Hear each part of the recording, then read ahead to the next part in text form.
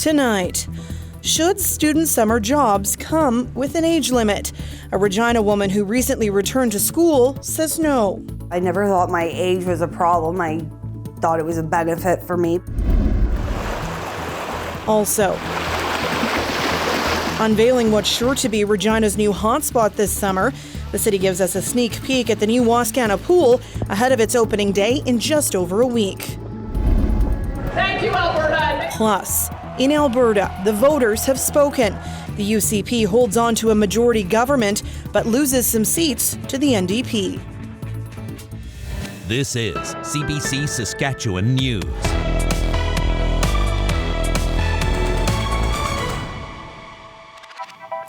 It is Tuesday, May 30th, and the CBC Saskatchewan News starts right now. Good evening, and thank you for joining us. Our neighbour to the west has re-elected a Conservative government. Danielle Smith will remain the Premier of Alberta, but with a smaller majority this time around. Julia Wong has more.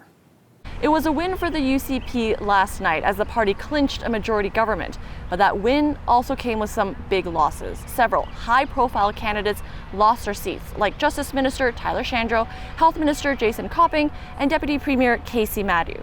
Now, while the party does have a majority, it is a razor-thin majority. They just have 4 seats beyond the threshold for a party to have a majority government. But really, this is a huge comeback for Danielle Smith. She lost an election and her chance to be Premier in 2012, and a couple years after that, she lost her seat.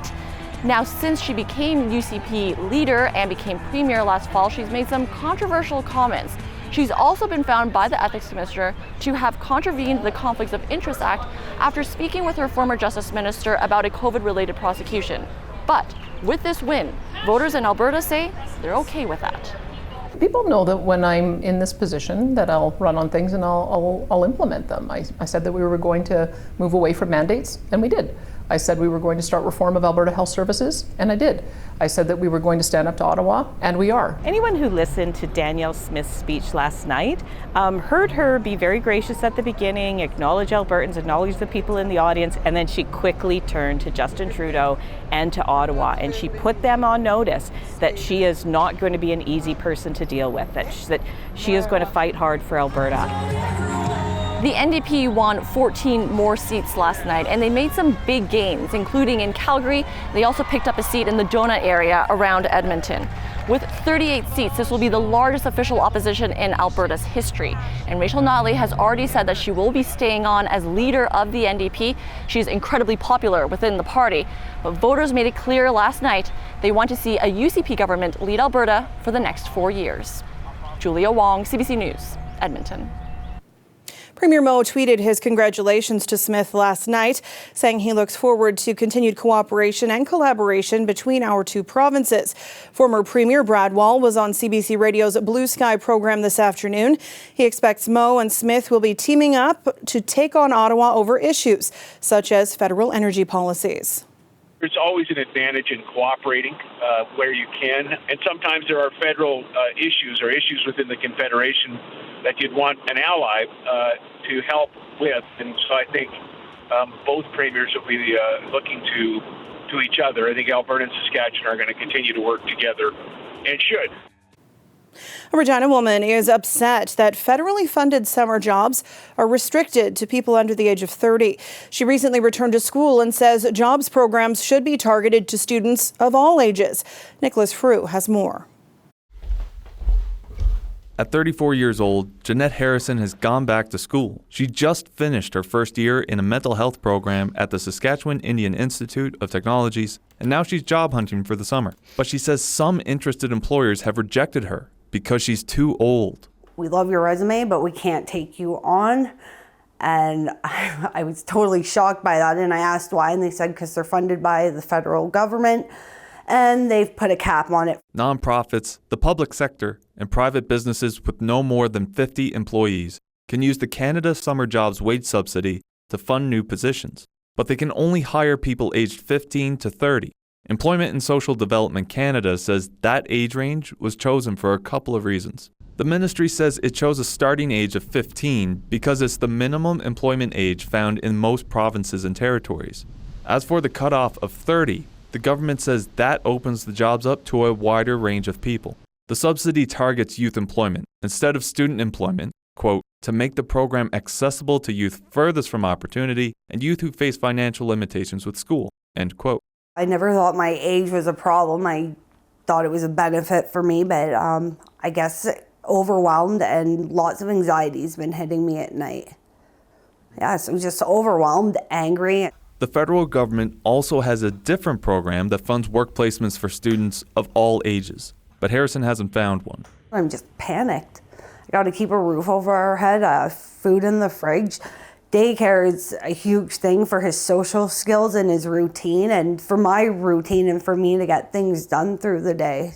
Harrison needs to earn money, not only to pay for tuition, but to survive. Nicholas Frew, CBC News, Regina. The city of Saskatoon is encouraging people to get on board with electric vehicles by offering free charging at 2 of its leisure centres. Today, charging stations were unveiled at the Lakewood and Lawson Civic Centres. Those civic centres were chosen strategically for convenience as they're high-traffic areas with no parking limitations, and they're on city property with access to power. According to SGI, demand for electric vehicles has increased by 5 times over the last 5 years in Saskatoon. Last year, there were 661 registered electric vehicles in the city. It's part of our low emissions community plan. So we have a goal of reducing GHG emissions by to get to net zero by 2050 actually. And right now 30% of our emissions are from transportation. So getting people out of gas-powered cars and into electric vehicles is part of that solution. People can plug into the dual port charging stations for up to 3 hours at no cost. Weckworth says the pilot project will run for 2 years and will help the city collect data. They're trying to determine if there's interest and uptake and what the cost of use will be. The city will use that data to decide if city charging stations make sense. It will also share that information with local businesses. Well, the wait is almost over. The new Wascana Pool in Regina opens in just over a week. Today, the media were given early access to the outdoor pool. And while he wasn't allowed to go for a swim, Alexander Kwan did get all the details. The lifeguard chairs may be empty for the moment, and the pool may be oddly quiet. But in just a few days, the new Wascana Pool will open its doors to the public. It features a lazy river, a pair of 9-meter-tall water slides, a climbing wall, diving boards, a 25-meter leisure pool, a 25-meter lane pool, and a hot tub. Back in 2019, the old pool was shut down and demolished. Construction on this new $16.5 million project began in June of 2021. 2 years later, and just about everything is finished. All that is missing are the people. Sometimes in the midst of it, when you're swearing at a contractor, you forget why you're doing it all. And so at the moment when those kids come on deck and they actually see that, everybody can stand there and be so proud of that. So I'm pretty excited just to watch the kids enjoy this place. The people who helped build and design the new facility wanted it to be accessible and inclusive. The entrance features a tactile map for those who have limited vision. Accessible washrooms and changing areas are available for all genders. All of the main water features are equipped with accessible lifts or wheelchair ramps. A splash pad and an accessible playground are also part of the facility.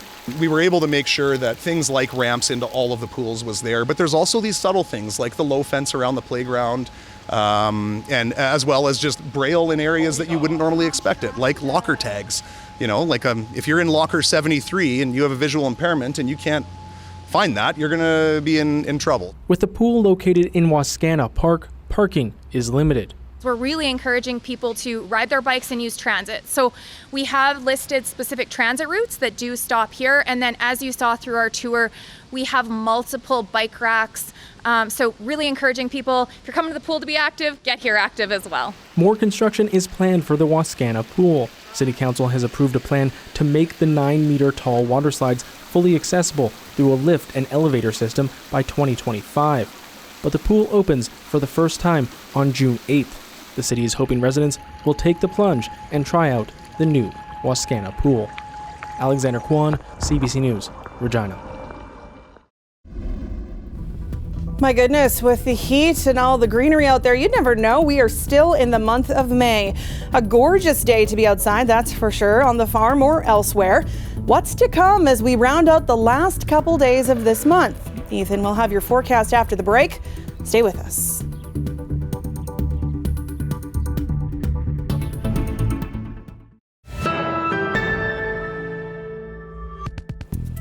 Welcome back. Saturday's tornado near Regina moved quickly, but it wasn't just the storm's speed that made it a challenge to track.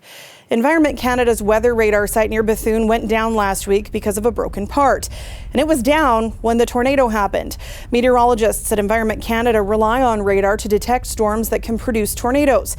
And Saturday's tornado warning was only issued after storm chaser Craig Baim called Environment Canada to report the twister. Baim says he doesn't blame the meteorologists, as they weren't responsible for the radar outage and were doing their best to track the storm. But he says the outage poses problems. Particularly if the radar would have been working, then Bethune radar would have been up and operational.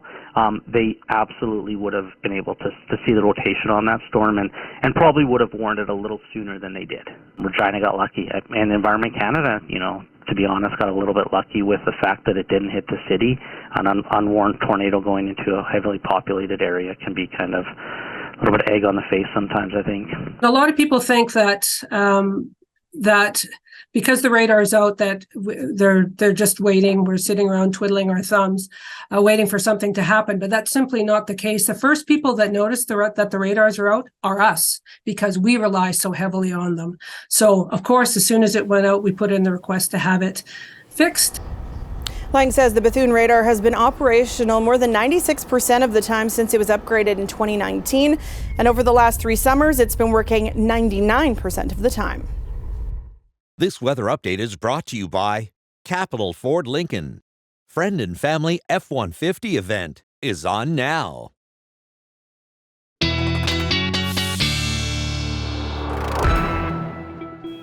And our weather specialist, Ethan Williams, joins me now. Ethan, you pay a lot of attention to that radar, and it's a good thing that it's back up and running this hour. Yeah, that's right. There's often a joke that the radar only goes down when we have these severe storms. But yes, thankfully they got the part.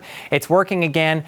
And thank goodness, because we can track some of these storms moving a little bit around the Regina area, but mostly moving in towards Saskatoon now. This line starting to dissipate, should be in Saskatoon shortly, but it is in southeastern Saskatchewan where we are seeing another cluster of storms, and now a severe thunderstorm warning for the RM of Merrifield, including Merrifield. This storm just south of the Trans-Canada Highway, Toonie-sized hail, some pretty strong winds and heavy rain.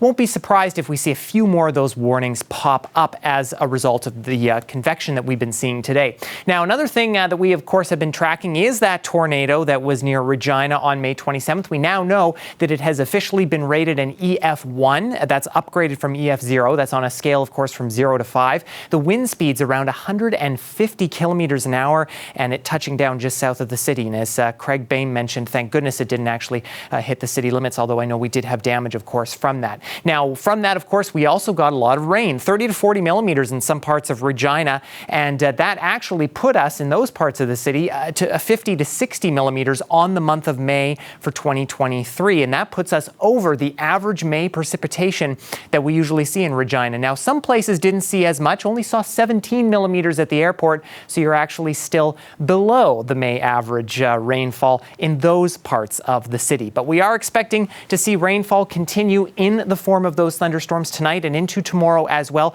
Just pop-up storms. Again, a couple could become severe this evening, but the threat dropping off as we head overnight tonight, and we're seeing clearing again tomorrow morning. So a nice sunny, warm morning again in south and central. Rain showers possible in the north of the province tonight, helping to drop the fire risk again, which is good news. And then tomorrow, rinse and repeat. Same situation. A few storms could become severe tomorrow afternoon. Really going to depend on where we see that convection happening. Best chance for severe storms tomorrow will actually be in northwestern Saskatchewan, and then Thursday, Friday, much of the province sees that severe risk come back. So again, a moderate risk for portions of the northwest from Lloydminster up toward Meadow Lake, just to the west of La Ronge and south of La Loche, some strong wind gusts and moderate-sized hail in there. Now, the smoke has drifted southward over these last 24 hours. In fact, Prince Alberta area under special weather statements or air quality statements, those should be lifting, the winds shifting, the smoke back up north. But again, you see heavy pockets of it here, especially in western sections. Uranium City down to La Loche tomorrow is likely where we're going to be seeing that. And the fire risk likely going to be increasing as well, thanks to this big area of high pressure in Ontario. That's actually spreading westward. Usually the ridge spreads eastward, and that's where we see our warm weather coming from the west. But the hot air going to be moving in from the east this time, and a lot of Saskatchewan, including Regina and Saskatoon, going to be very, very hot over this next while. Close to 30 degrees. Again, Thursday, Friday, we'll watch for severe storms. Look at those overnight lows. We could get close to heat warning criteria in portions of the province. Saskatoon, you could crack 30 degrees. And look at those humidex values heading into the weekend, into the mid-30s. Sam, the first day of summer, June 21st, just under a month away here. So this is quite early for this hot weather. I was going to say, June's making quite the appearance. It definitely is. Thanks, Ethan. You bet. A very rare sighting in China recently. A surveillance camera recorded the movement of an all-white giant panda. It's thought to be an albino, the only one of its kind in the world. The panda can be seen on a nature reserve, interacting with friends and acquaintances, including a mother and her cub. Researchers believe the panda is around 5 or 6 years old. It was first spotted more than 4 years ago. We'll be back after the break.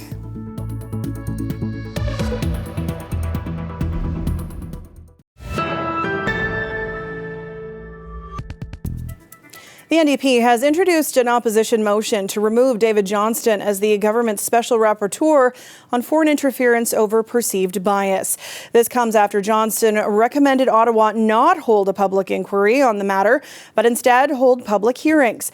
As Rafi Boudjikanian reports, the federal government is digging in its heels for now. The appearance of bias is so strong that the special rapporteur can no longer continue to do his work. Until today, it was other opposition parties' accusations about David Johnston Justin Trudeau fended off. David Johnston is an eminent Canadian who has served this government and this country for decades. The Prime Minister knows that the appearance of bias is so strong in this case that Mr. Johnston cannot continue to do his work. Last week, Johnston recommended against the public inquiry into allegations of foreign interference in Canadian elections, something all opposition parties want to see. Now the NDP says there are just too many questions about Johnston's ties to the Prime Minister for him to stay. Their appointed rapporteur, David Johnston, does not have the confidence of this House. The opposition Conservatives never showed any faith in the process laid out by the Liberals, today urging the NDP to go further than the motion to oust Johnston. We call on the NDP to set a condition that if there is no public inquiry, that the NDP will break the coalition and stand up for Canada and Canadians for once. Pierre Poilievre is also refusing a recommendation by Johnston to read the same classified documents he did to reach his own conclusions, saying he'd then be unable to speak about what they say. This, though his predecessor explained he received his own briefing by Canada's spy agency over alleged meddling by China during his time as Conservative leader, insisting he can't go into detail, but he can speak. Each of these threats were intended to discredit me, promote false narratives about my policies, and to severely obstruct my work as a member of Parliament and as leader of the official opposition. Ultimately, Erin O'Toole wants a parliamentary committee to investigate these threats. As for the NDP, their motion goes to a vote tomorrow. For now, Jagmeet Singh says he'd rather his party still have the leverage to pass legislation that matters to them about dental or pharmacare rather than push for an election. Rafi Boudjikanian, CBC News, Ottawa. There are calls for Toronto Blue Jays player Anthony Bass to be traded or released. That's because the relief pitcher shared an anti-LGBTQ video on social media. In it, he encouraged Christians to boycott Target and Bud Light because of their LGBTQ-friendly stances. Late this afternoon, Bass formally apologized. I recognized yesterday I made a post that was hurtful to the Pride community, which includes friends of mine and close family members of mine, and I am truly sorry for that. I just spoke with my teammates and shared with them my actions yesterday. I apologize with them. And as of right now, I'm using the Blue Jays resources to better educate myself, to make better decisions moving forward. Seen here in action has been at the center of several controversies. In another social media post, he complained that his pregnant wife was asked to clean up after a mess made by one of their children on an airplane. In the past, the Blue Jays organization has suspended players for incidents involving anti-gay remarks. Crews in Nova Scotia continue to battle forest fires. They are now 13 active fires across the province. 8 of those started yesterday. 3 of those fires are out of control. So the other ones are, small. We've been successful in containing them, and we're just working on extinguishing those smaller fires now. But 3 of those fires remain out of control and significant priorities for the province. This is video posted to social media from the Westwood Hills area north of Upper Tantalon near Halifax. About 16,000 people have now been ordered to leave their homes. Officials say they'll decide tomorrow if some will be allowed back.